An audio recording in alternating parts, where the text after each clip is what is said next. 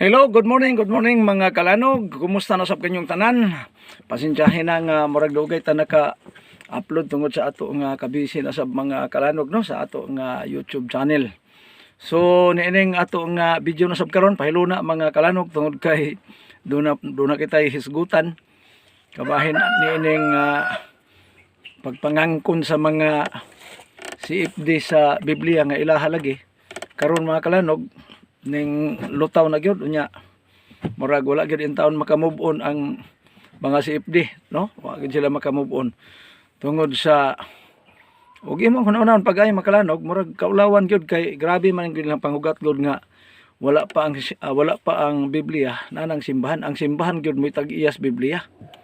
Yang resulta di ay mga kalanog igo ra di namunit gipamunit ang mga matag sa kalibro nga dili gid ilaha igo lang namunit unya nang hambog na nga ilaha ang Biblia. So mao ni karoy dako nga trending adtong Mayo 21 sa Tagbilaran hitabo ang debate ni Gitgano og ni Orian Puentes ang usa ka baptist. So nagtan-aw ko sa mga komentaryo unya nitan-aw ko sa ubang mga CFD si Jando in town murag natarantar ibalik-balik na gyud video og nagtapok og batos lamisa kay yun pa niya kini Genesis, kini Exodus, kini hasta ng bato gihimo ng Biblia. Naanad magpamunit, nya hasta ng bato gipamunit na. Gamay na nagkuwang makalanog nga ipokpok na siyang ulo. So niining maong video maylo na kay atong hisgutan kini nga maong na trending karon sa social media, no? Pansadili pa mga moyo sa kita sa atong nangitong aman. Daligon nga Dios na ikaw sa kalangitan nining tak na maghimo sab kami sa amo nga pagkulo kabildo kabahin sa mga kamatuoran nga among paghisgutan kalabot sa imong pulong. Salamat Ginoo sa imong paghatag kanamo og kaygunan kinabuhi ug kusog. Among salamatan kita tanan sa ngalan ni Jesus. Amen. So kumusta sa tanan makaigsunan? Shout out sa atong makaigsunan diha sa dapit sa Kapatagan. Mahinaot ko nga naamo sa kondisyon sa kapiskay sa inyong pagkinabuhi sab og sa inyong singing ministry. Mahinaot ko nga mo abot ang panahon nga maglambo ang inyong grupo sa singing ministry, mga pinyonal, mga kaparintihan nato diya sa Kapatagan. Tanan makaigsunan. Salamat sa inyong pagkaminiton nga pagdawat mo ani adtong miagi pagyud nga Miyerkules nga diin diha ta sa inyong iglesia. Salamat. Ma'am Rebecca o Elder Julito Morales. Mahinaot ko nga naamo sa maayong kahimtang sa inyong bakasyon, no? Enjoy sa inyong pagbakasyon. Kani ako nang gisin ang lyrics ni atong awit nga inyong gi-request. Mahinaot ko makita ninyo unya ma-finalize nato para mibal-an nato kung okay na to sa inyong lyrics. Pero dili pa napatay ipang singit. Sige lang kay ato nang i-arrange gihapon, no? Paalang sa ato nga katagbawan sa atong hangyo. So sa tanan-tanan nga mga kaigsunan, shout out sa tanan nga mga kaiglesia nga among natuan diha sa Kauran, Elder Father, no? Salamat kayo sa mga panahon nga nakabisita sa inyong lugar. Daghan pang mga kaiglesia nga atong natuhan, di man nato matagsa-tagsa. Salamat kay sa Ginoo sa tanan-tanan gyud. Salamat pud sa nagtimbaya sa ako nga gipos nga pila ka bisis gyud mga kalanog, murag 3 times atim. Wa gyud mahuman pero kalo sa Ginoo wa pa gyud mawala ang akong mga pangandoy tungod kay ang akong moto mao ang habang may buhay may pag-asa, no? Si Roy diyan po sa USC, salamat po sa pag-greet, no? Thank you po sa lahat.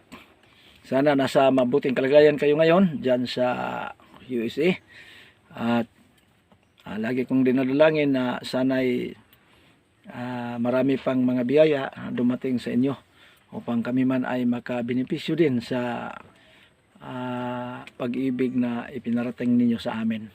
Salamat po sa walang sawang support nitong ating munting channel, Rex Apa Lanog sa Gugma sa Dios.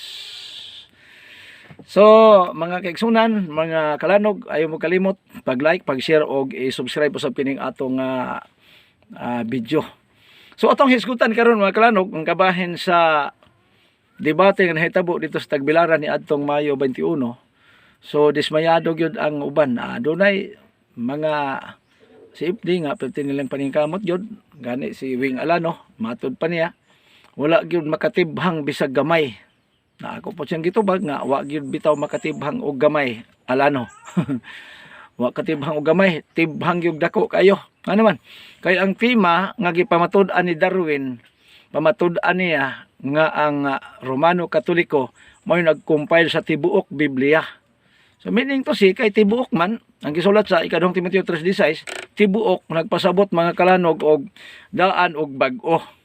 Sa diha nga gipangutana siya sa iyang kaatbang si Rian Puentes, ang pangutana mga kalanog maoro gyud ni. Ingon pa niya nga kamo ba mao'y nag-compile sa daang tugon. So ang iyang tubag mga kalanog murag nibati gyud pud og kaulaw. Naulaw gyud pud ay. Nga naman niingon magid siya no. Oh. Sa ato pa ang topiko nga yang gipamatud-an nga tibuok kasulatan ang bag-o na lang may mulusot. Sa ato pa mahulog na makalanog og half truth half lie. Nga naman kay ang tema gipamatud-an klaro nga nag-ingon nga ang tibuok nga kasulatan. So tibuok gani Bible nagpasabot og daan og bag-o. Pero sa dihang gipangutana siya kung ang daang tugon sila ba ang nag-compile. Ang iyang tubag no. Ano man kay nasayod siya nga wala pay Katoliko na ana ang pulong sa Dios. So ang iyang palusot nga kumpay lang gipamunit lang.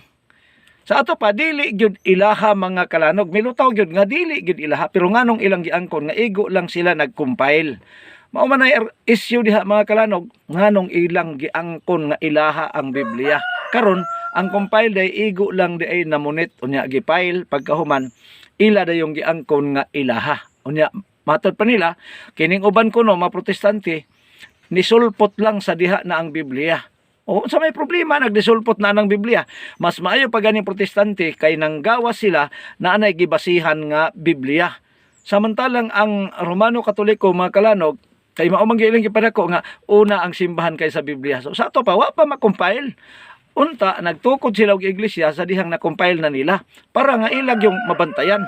Na karon ang Malakias 2:8 nagpamatuod man nga dili gid ila igo ra gipunit. Ano man kay kung ila pa dili nila ibutang ng Malakias 2:8 kamong mga pari may biyas ka matuoran ang yung gitudlo nagtok mo dis pagbuhat og sayop sa kadaghanan nya ganahan sila magbasa-basa ana nga ilaha ang Biblia mga kalanog. Na karon mo angkon nga Katoliko kuno kanang naa diha sa bersikulo 7 Malakias 2:7. Unsaon kun pagka-Katoliko nga naa naman adaan ang mga pulong gipasulat sa Dios sa mga propeta. Tatanawa ang isulti ni Kristo sa Lucas 24:27, sugod kang Moises ug sa tanang mga propeta iyang gisaysay ang tibuok nga kasulatan. Mao ni si Kristo. So wala pa'y Romano Katoliko na ng Biblia. Ang ilang gisulti nga ulahin na kuno ang Biblia miabot ya nila. Sa bagay, ato na lang pong kaluyan kay ingon pamanggod nila dili man daw to Biblia ang daan og tugon sa wala pa mapail. So ingno na to nga ang pangalan kamoy nagbunyag. Pero pariya ba ni makalanog ang barangay ikaw mo'y buhat og pangalan. Sa dihang nabuhatag pangalan, gitawag na ang barangay sa iyang pangalan. Ang pangutana kay ikaw may nagpangalan, imuha na ng barangay. Ang lungsod, wa pa'y pangalan, gibutang ag pangalan. Pagbutang og pangalan, naanay pangalan ang lungsod, ikaw na tag-iyas lungsod. Ang syudad, wa pa'y pangalan, gibutang ag pangalan. Sa dihang naanay pangalan, imuha na ng syudad. Batasan gid ang Satanas. Mateo 4:8 ngadto sa 10. Sa dihang gitintal ni Satanas si Kristo nga pasimbahon gyud sa iya. Unsa iyang gisulti kung mohapag mosimba lang kanako, imuha na ning tibok gingharian. Asa may iyang gingharian? Asa may iyang yuta nga ihatag ni Kristo? Mo nang si Kristo wa gyud mohapa niya nga naman nahibaw mas Kristo nga bot-bot. Mo na mga protestante di gyud mohapa sa inyong gisulti mga RCC, mga CFD, kay nahibalo ang mga protestante matod pa yung mga sulpot nga nisulpot lang des Biblia, nahibalo nga ang Biblia dili inyuha lang gipamunit og inyong gi-compile. So maayo kay nitug anas gid kano ang compile di ay igo lang namunit unya gipile. Di kay mao gyud tag-iyas Biblia. Lahi naman gud ang konsepto sa mga CFD nga uban, mga RCC, mga Katoliko kay man. Ang ila na paguna-una nga sila gyud tag-iyas Biblia, nakaron milutaw nga dili di ay kamo mo'y tag-iya. Igo ra di pod mong namunit. Nya sa dihang gipunit nanyo gipile, inyo nang giangkon nga inyoha ang Biblia. Dapat ang inyong angkonon moangkon mo nga kamoy nag-compile, dili inyoha ang Biblia. Karon kay inyo namang yung angkonon nga inyoha ang Biblia. No? Napay reels ni Mr. RG Sino ang gitawag nako Mr. Objection Moderator. Yun pa niya kining dili mga Katoliko ba? Dili mo to og mga kasaysayan, unyag mga take sa Katoliko. Kusog kay mo gamit og kasaysayan. Pagkayabag yun. Lain man gud po kay Mr. Objection kung ang gamiton pag-atake sa inyo ha Biblia. Aman. Kay di man mo kayo mo tuos Biblia, kay lagi under man ninyong Biblia kay matod ninyo inyo ha kamoy tag-iyas Biblia. Nga kamoy tag-iyas Biblia, atakehon mo sa Biblia, di man mo mutuhalos Biblia. Ang inyong tuuhan ng mga world history man. Di siyempre ang gamiton kadtong world history kay parang mag-abot kay kung Biblia gamiton sa mga protestante atake ninyo ay di mag-abot. Mura nagkabaw nga nagsunga kunya pulos hinektan to oras sa kilometro ang yang distansya. So muna nga world history man yung gigamit di ibalik po sa inyo ang world history kay para nga mahibalan yun ug sa katinuod. Mao ni nga mga kalanog ang debate nga nahitabo dito sa Tagbilaran. So nakita mo po nako sa ako lang analisasyon nalogi gyud si Darwin Gitgano. Una nga kita igor man puta magtimbang-timbang di puta mo ingon og napildi gyud argumento lang. So nakita nato nga nita action gyud siya takilid. Ano naman tungod kay iya mang gidinay nga dili sila mo'y naga compile ni adtong daang tugon. Pero ang iyang palusot, siya nga, dili sila, kay igo lang sila nag-compile. Meaning to say, dili yung taang, makalibog mga argumento. Nagno siya niya paghuman, yan na pong gikuan nga, igo lang silang nag-compile. So, nindot man po, may tug-an na siya nga, ang pag-compile di ay, dili di mo'y tag-iya. Igo ra di ay namunit. So, mo nga atong tuloy timbangon kining atong pag-alagad mga kalanog tungod kay si Ellen G. White sa ato nga pundasyon. Giingon nila founder sa Seventh-day Adventist, Selected Messages, Book 2, page 85, nag-ingon, I am happy with you in your work. When you present the Bible and the Bible alone as the foundation of our faith. So, ang argumento nila, dili kabahin sa religion, kung dili, kabahin sa pagpamatuod kung kinsay tag-iya sa Biblia. Nakaroon nilutaw nga dili di sila mo'y tag-iya. Ay klaro man gyud pod nga dili pod sila tag-iya. Dili pod sila gitagaan. Naay nag-comment sa akong reels siya nga ang Biblia kuno ang Katoliko gyud mo kuno mo'y nag-compile. Kay mahimo ba di kunong Biblia kung wala gi-compile? Wala tay supak diha kanahimong Biblia kay ilang gi-compile. Pero ang atong gisupakan kay ilang giangkon nga sila mo'y tag-iyas Biblia. Muna na dili na mao. Muna nga, ang pulong compile na monitra, kung wala pa ning pulong nga daan, ang ila lang claim nga ang Biblia, sila mo'y nag-compile. Kamo na kung kamo. Pero ang Biblia, pulong sa Dios di na ninyo maangkon. Isaiah 40, versikulo 8, iyahana sa Ginoo. Nya asa niya gituga dili sa Romano Katoliko. Ang Romano Katoliko wala untay authority pero kay namonit man, kugihan man. Kay ang original gud nga mga pari gyud sa tinuod lang mga kalanog sa milabay pang panahon, mga Sabadista man gyud. Dili gyud Domingista. Mo na klarong pagkasulti nga kanang mga pari nga mga Domingista, mga sulpot na gina sila. Nya ilangan lan og sulpot ang mga SDA. So pagkasulpot na nga sa Genesis 2 ug 3 nga daan na. Mapay pag bago pang natukod ang kalibutan, didto na ni nagsukad ang adlaw nga igpapahulay. So ang inyong pamutbot, wala pay Biblia na ana mo, nagpasabot nga wa pay gihimong kalibutan na anay Domingo. Mao na dako kayong balikwaot mga kalanog. So mahinaot ko na nimong video ato usab nga natinawan na atong mga una nga diin dili gyud sila mo'y tag-iya sa Biblia. Maulaw na sila nga mangangkon kay nga man ni angkon naman gyud ang ilang pari nga dili sila igo ra sila na munit ilang gipahil. Maana ni ang klaro makalano kay ang pulong sa Dios wala gitugyan nga tos Katoliko. Roma 3 versikulo 4 imong tan-awon 3:1 ngadto 4 imong mabasa di nga dako kayog bintang mga Hudiyo tungod kay didto sa Dios gitugyan ang iyang mga pulong. So gisulat na Amos 3:7 dili buhaton sa Dios ang iyang mga plano gawas kun iyang ipahibalo sa mga alagad mao ang mga propeta.